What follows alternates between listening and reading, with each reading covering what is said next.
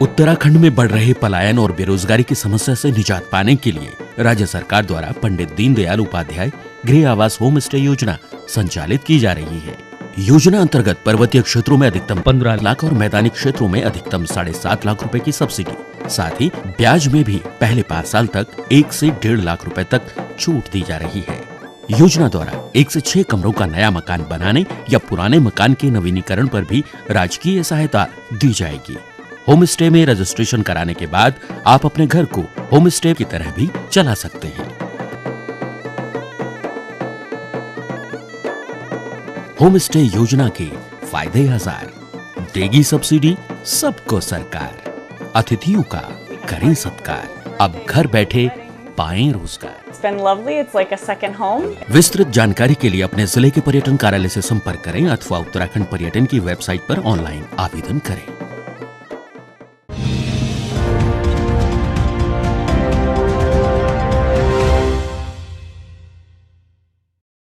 नमस्कार, देवभूमि समाचारों में आप सभी का स्वागत है। मैं हूं आपके साथ प्रियंका मलिक। आगे आप मेरे साथ देखेंगे उत्तराखंड से जुड़ी तमाम छोटी बड़ी खबरें विस्तार से, लेकिन उससे पहले एक नजर हेडलाइंस पर। प्रधानमंत्री नरेंद्र मोदी की कुमाऊं को बड़ी सौगात, 17,500 करोड़ की योजनाओं का किया लोकार्पण और शिलान्यास, जनता का जुटाया समर्थन। पीएम मोदी की रैली से भाजपा के एक तीर से 2 बार, कुमाऊं की 29 सीटों पर सियासी समीकरणों को साधने की कोशिश, विपक्षियों पर भी किए खूब सियासी हमले। बीजेपी की रैली पर कांग्रेस का तंज, हल्द्वानी में पीएम मोदी की रैली को बताया जुमलेबाजी, कहा जनता जान चुकी है भाजपा की हकीकत। और नए साल का जश्न मनाने वाले हो जाए सावधान, बिना आरटीपीसीआर रिपोर्ट के देहरादून में नहीं मिलेगी एंट्री, जश्न के कार्यक्रमों पर भी प्रशासन की नजर। हेडलाइंस के बाद बुलेटिन में खबरें विस्तार से। प्रधानमंत्री नरेंद्र मोदी ने अपने हल्द्वानी दौरे से भाजपा के लिए कुमाऊं मंडल की नींव को मजबूत करने का काम किया है। जहां एक तरफ प्रधानमंत्री नरेंद्र मोदी ने मंच से प्रदेश की जनता को करोड़ों की सौगात दी, तो वहीं विपक्षियों पर भी जमकर हमला बोला है। देखिए ये रिपोर्ट। कुमाऊं दौरे पर पहुंचे प्रधानमंत्री नरेंद्र मोदी के स्वागत में हल्द्वानी शहर भगवा रंग में रंगा नजर आया। हल्द्वानी के एमबीपीजी कॉल के मैदान में प्रधानमंत्री नरेंद्र मोदी के पहुंचते ही पूरा मैदान मोदी मोदी के नारों से गूंज उठा। मंच पर पहुंचकर पीएम मोदी ने हाथ हिलाकर जनता का अभिवादन किया। इस दौरान प्रधानमंत्री नरेंद्र मोदी ने 17,547 करोड़ की योजनाओं का शिलान्यास और लोकार्पण किया, जिसमें 23 विकास योजनाएं शामिल है। 300 मेगावाट की यूजेवीएनएल की लखवाड़ बहुउद्देश्य परियोजना का शिलान्यास, 13 जिलों में जल जीवन मिशन के तहत 73 वाटर सप्लाई स्कीम की योजना का शिलान्यास, एम्स सैटेलाइट केंद्र का शिलान्यास, पीएमजीएसवाई के 151 मिसिंग पुल का शिलान्यास, पिथौरागढ़ मेडिकल कॉलेज की सौगात, 24 घंटे 7 दिन पेयजल आपूर्ति योजना का शिलान्यास, नमामि गंगे कार्यक्रम के तहत नो एसटीपी का शिलान्यास, एशियन हाईवे से नेपाल तक कनेक्टिविटी का शिलान्यास, 99 किलोमीटर कुमाऊं गढ़वाल कनेक्टिविटी नगीना से Kashipur, 32 kilometre Tanakpur Pithoragarh all weather road का लोकार्पण, टनकपुर पिथौरागढ़ पर बैलखेत से चंपावत तक ऑल वेदर रोड का लोकार्पण, तिलोन से चुरानी तक ऑल वेदर रोड परियोजना का लोकार्पण, यूजेवीएन की 5 मेगावाट की सुरिंग जल विद्युत परियोजना का लोकार्पण, नमामि गंगे प्रोग्राम के तहत रामनगर नैनीताल में सीवरेज ट्रीटमेंट प्लांट का लोकार्पण। आज हमारी सरकार सबका साथ सबका विकास के मंत्र के साथ तेज गति से देश को नई ऊंचाई पर ले जाने में जुटी है। आज उधम सिंह नगर जिले में एम्स ऋषिकेश के सैटेलाइट केंद्र और पिथौरागढ़ में जगजीवन राम सरकारी मेडिकल कॉलेज की आधारशिला रखी गई है। इन दोनों अस्पतालों से कुमाऊं और तराई क्षेत्रों के लोगों को बहुत मदद मिलेगी। अल्मोड़ा मेडिकल कॉलेज को भी जल्द शुरू करने के लिए तेजी से काम चल रहा है। उत्तराखंड में कनेक्टिविटी की जो बहुत बड़ी चुनौती रही है, उसे भी हम दूर करने का लगातार प्रयास कर रहे हैं। वहीं इन सौगात के बाद प्रधानमंत्री नरेंद्र मोदी ने मंच से बिना नाम लिए विपक्षियों पर अपनी कमान से कई तीर छोड़कर प्रहार किए। प्रधानमंत्री नरेंद्र मोदी ने कहा कि विपक्ष दिन रात झूठ बोल रहा है। कुछ पार्टियों ने अफवाह फैलाने का काम शुरू कर दिया है।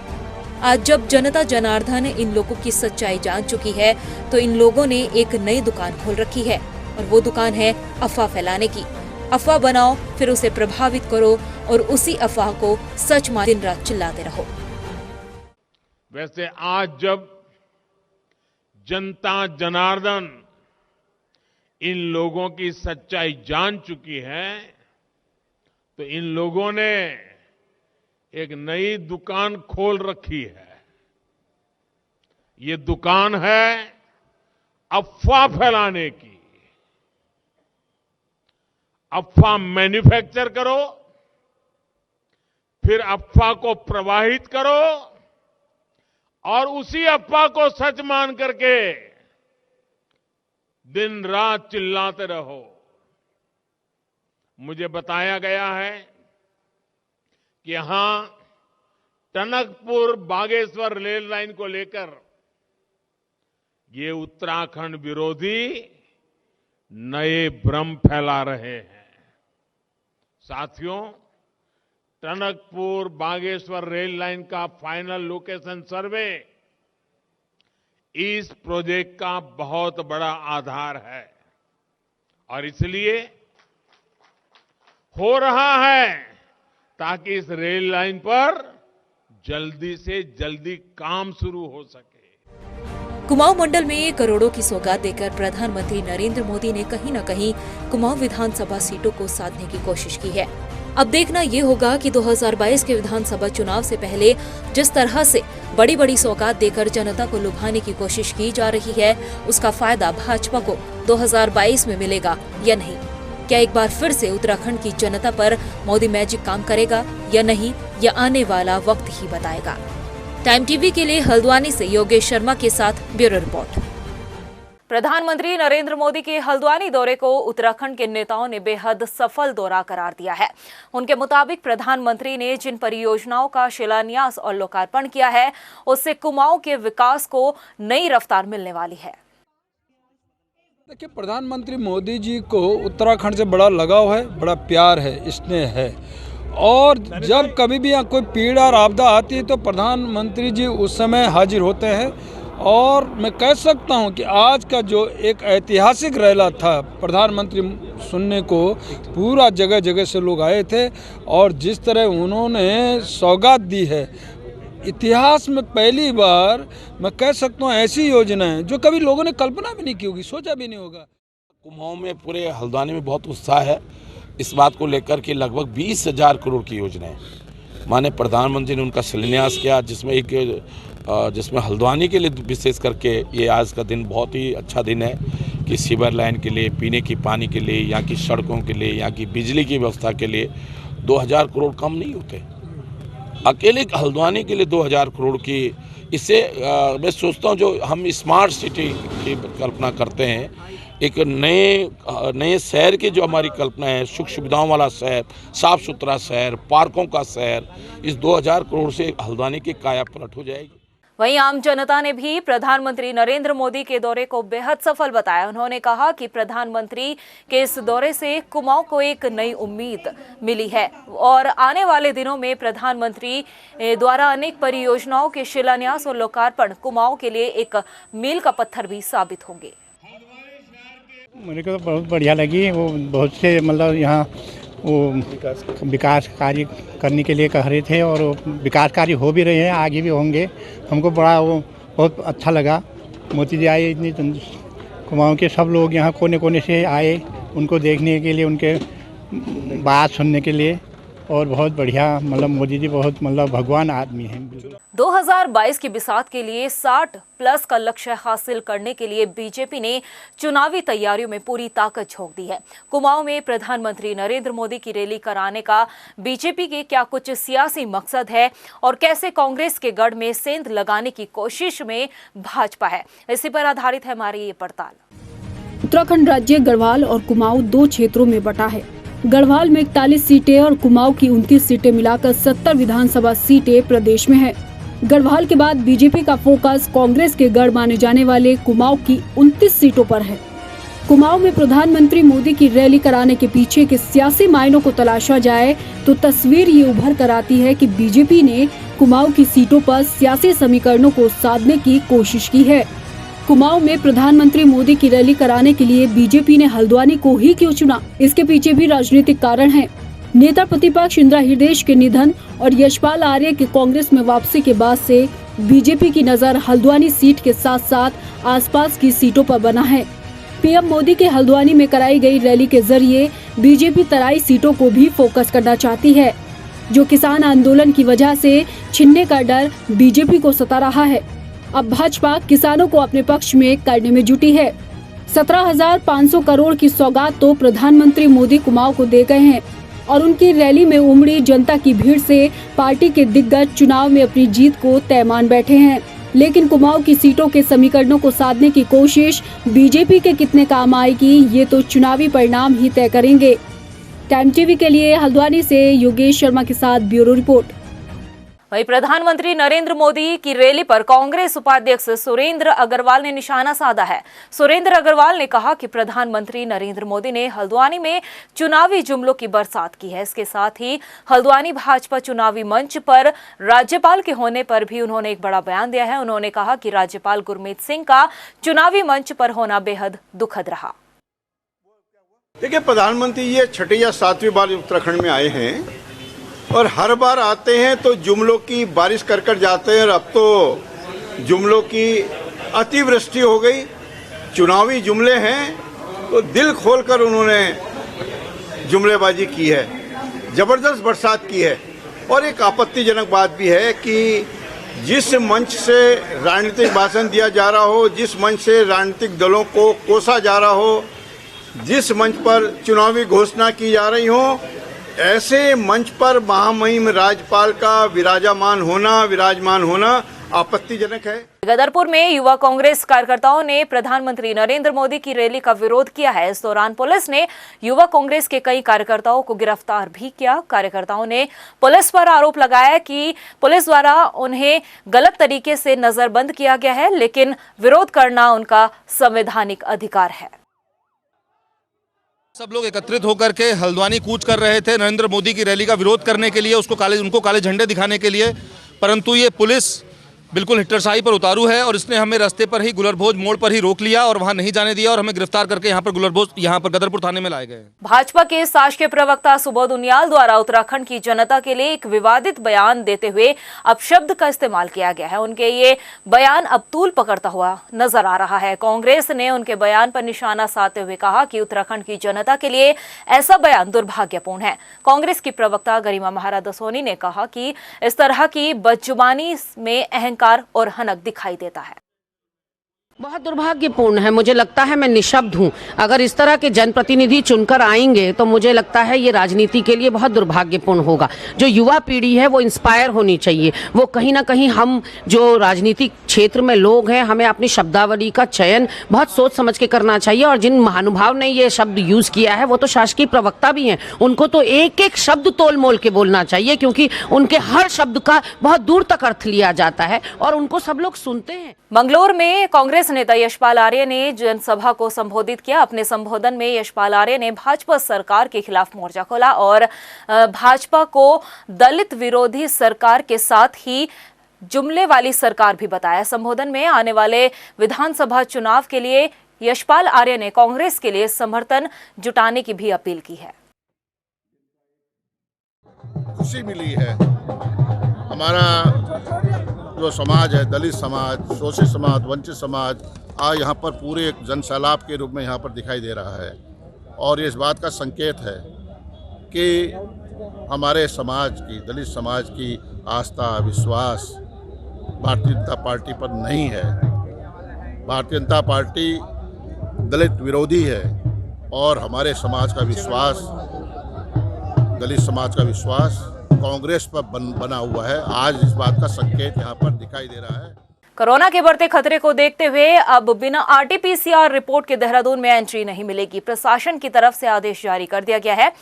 सीमाओं पर भी जांच बढ़ा दी गई है। बाहरी राज्यों से आने वाले सभी पर्यटकों को आरटीपीसीआर रिपोर्ट दिखाने के बाद ही देहरादून में आगे जाने दिया जाएगा। आपको बता दें कि कोरोना के लगातार बढ़ते मामलों में अब लगातार वृद्धि हो रही है।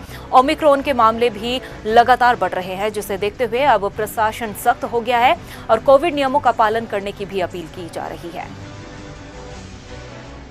खटीमा विधानसभा से बसपा के पूर्व प्रदेश प्रभारी और जिला पंचायत सदस्य अरविंद कुमार ने कांग्रेस का दामन थाम लिया है। जहां कांग्रेस के प्रदेश अध्यक्ष गणेश गोदियाल, कांग्रेस नेता यशपाल आर्य, पूर्व विधानसभा अध्यक्ष गोविंद सिंह कुंजवाल ने अरविंद कुमार को पार्टी की सदस्यता दिलाई। पार्टी नेताओं ने कहा कि अरविंद कुमार के आने से कांग्रेस को काफी मजबूती मिलेगी और भाजपा की जन विरोधी नीतियों के खिलाफ लड़ने के लिए भी ताकत मिलेगी। बहुजन समाज पार्टी की भी एक विचारधारा है। वो विचारधारा है कि मानव एक समान, सबको समानता का अधिकार मिले और उन्हीं चीज़ों को देखते हुए मैंने एक चीज़ परखा कि इन चीज़ों की अगर पूर्ति की जा सकती है तो वो कांग्रेस पार्टी में जाकर के की जा सकती है। इसलिए मैंने कांग्रेस पार्टी की सदस्यता ग्रहण की।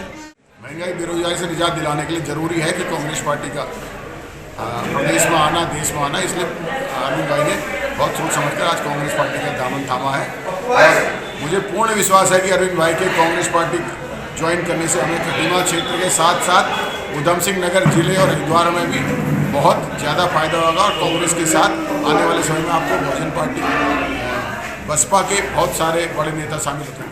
वहीं भगवानपुर में बसपा ने कार्यकर्ता सम्मेलन का आयोजन किया। कार्यक्रम में हाल फिलहाल में भाजपा छोड़ बसपा में शामिल हुए सुबोध राकेश ने कई लोगों को बसपा पार्टी की सदस्यता ग्रहण कराई। साथ ही आने वाले 2022 के विधानसभा चुनाव में जनता से आशीर्वाद भी मांगा है।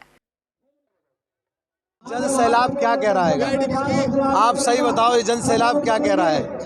परिवर्तन चाहता, भाजपा और कांग्रेस को दोनों को देख लिया। इस बार बीएसपी की सरकार बनाना उत्तराखंड स्टेट की जनता चाहती है कि इस बार जो है बीएसपी की सरकार। वहीं खटीमा में कस्टम विभाग ने 173 जिंदा कछुए पकड़े हैं। हालांकि चारों कछुए तस्कर मौके से भागने में कामयाब रहे। पुलिस ने अज्ञात के खिलाफ मुकदमा दर्ज कर आगे की कार्रवाई शुरू कर दी है। कस्टम विभाग के द्वारा मुझे जो दूरभाष पर यह बताया गया कि कुछ कछुए जो है इनोवा कार में जो है पकड़े गए हैं। खेरे रेंज कार्यालय में मय कछुए 173 और इनोवा कार को लेके आए, जिसको हमने अपने सुपर्दी में लिया तत्काल इस पर हम लोगों द्वारा जो है चुके जारी कर जो है अग्रिम कार्रवाई की गई है। फिलहाल इस बुलेटिन में इतने ही। फिर हाजिर होंगे कुछ खास खबरों के साथ। तब तक के लिए मुझे दे इजाजत। नमस्कार। प्रधानमंत्री नरेंद्र मोदी की कुमाऊं को बड़ी सौगात। 17,500 करोड़ की योजनाओं का किया लोकार्पण और शिलान्यास। जनता का जुटाया समर्थन। पीएम मोदी की रैली से भाजपा के एक तीर से दो बार। कुमाऊं की 29 सीटों पर सियासी समीकरणों को साधने की कोशिश। विपक्षियों पर भी किए खूब सियासी हमले। बीजेपी की रैली पर कांग्रेस का तंज। हल्द्वानी में पीएम मोदी की रैली को बताया जुमलेबाजी। कहा जनता जान चुकी है भाजपा की हकीकत। और नए साल का जश्न मनाने वाले हो जाए सावधान। बिना आरटीपीसीआर रिपोर्ट के देहरादून में नहीं मिलेगी एंट्री। जश्न के कार्यक्रमों पर भी प्रशासन की नजर।